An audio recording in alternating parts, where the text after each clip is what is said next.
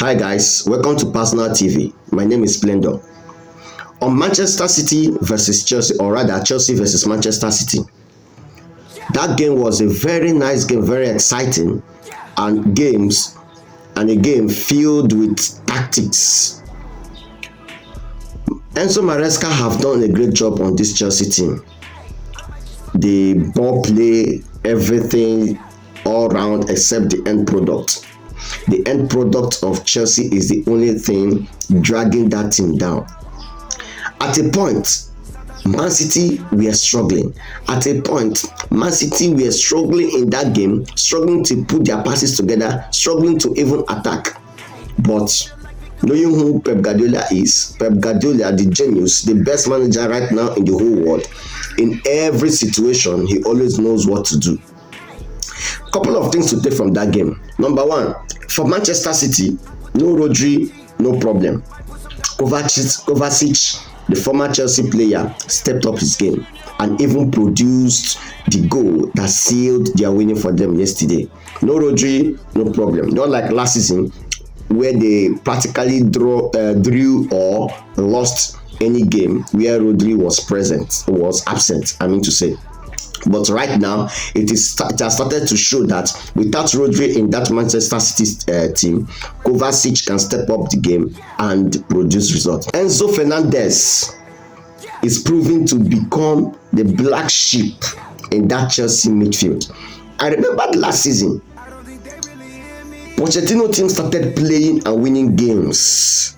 Immediately, Enzo Fernandez got injured. Yes, I remembered.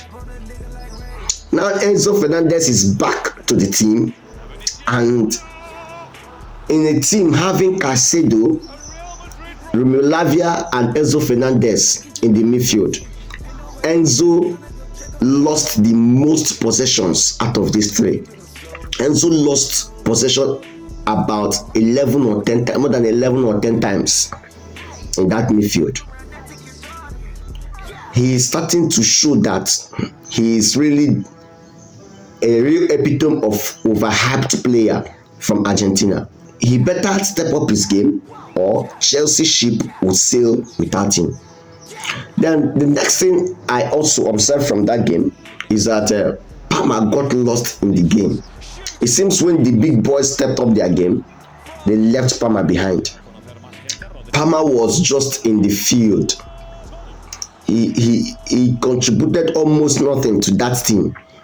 Chelsea played a very outstanding ball, but Palmer was nowhere to pull the string that he pulled last season.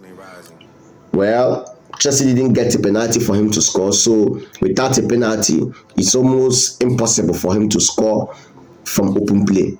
Guardiola is creating another monster in Sevilla. Guardiola is creating another monster in Sevilla. I pity EPL defenders, especially right and left wing back, because that's Sevilla when a team has Doku at the right hand side and Sevilla at the left hand side, that defense is going to suffer. Just look at immediately Sevilla changed from the other wing to Cucurella's wing. I knew how many times he cooked Cucurella in that wing. Even though when Doku was at that wing, Doku was finding it difficult. Cucurella actually trapped Doku in that wing. But immediately Sevilla came, Sevilla cooked Cucurella so many times. Kudos to Cucurella, he tried, he played his best yesterday, but playing against Doku and Sevilla is not an easy task.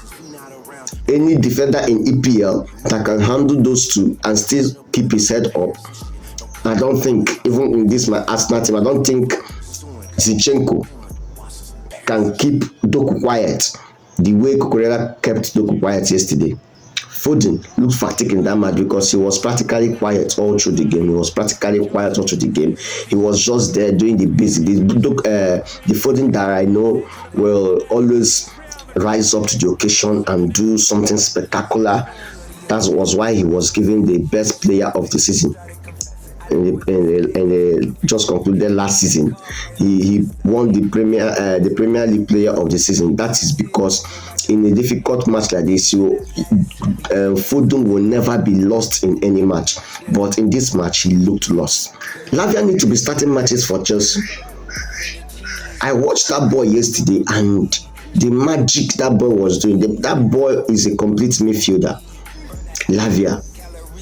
If among Caicedo, Enzo Fernandez, and Lavia, somebody needs to sit on the bench, it is definitely not Lavia. Lavia, you could practically see in that yesterday match, their midfield collapsed. Immediately Lavia was taken out. Lavia was taken out to bring in this boy they bought from Leicester City. Immediately Lavia left, that midfield collapsed. Another thing that collapsed that day was removal of Nkuku to bring in Neto. Neto only came in to make one cross. After that cross, I didn't see him again in the match. Though I cannot judge him with one game, but he practically did nothing. The only thing he did in that match was that beautiful cross he made, I think few seconds when he came in. Chelsea end product very, very bad. They need to get an Osimhen-like striker, a striker that looks like Osimhen. That is the only thing that will complement this team right now. With what they are playing, if they keep playing like this, and in addition, get Osimhen-like striker, or maybe same Osimhen, Chelsea will definitely make top 4. But if they fail to get a striker like Osimhen in this team, they will work hard and definitely not make top 4. In overall, the game between Chelsea and Manchester City was a very good game. It was exciting and very competitive. But then Chelsea's end product is the only shortcoming I saw in that match. And secondly, their defense seems to lack focus. If Enzo Maresca wants to succeed in this Premier League, he needs to fix these two things: fix the defense and fix the end product of Chelsea.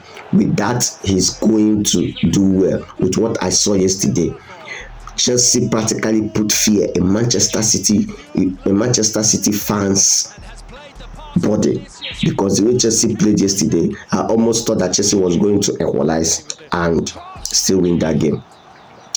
Then, as for the game, as for our weekend 2 odds and 3 odds, we played 3 games last weekend. We won 2 out of 3. I will always tell you, we lose sometimes, but we win most times. Out of 3, winning 2 is a good game. So it was a very good outing last weekend. So see you next week. Don't forget to like and share this video.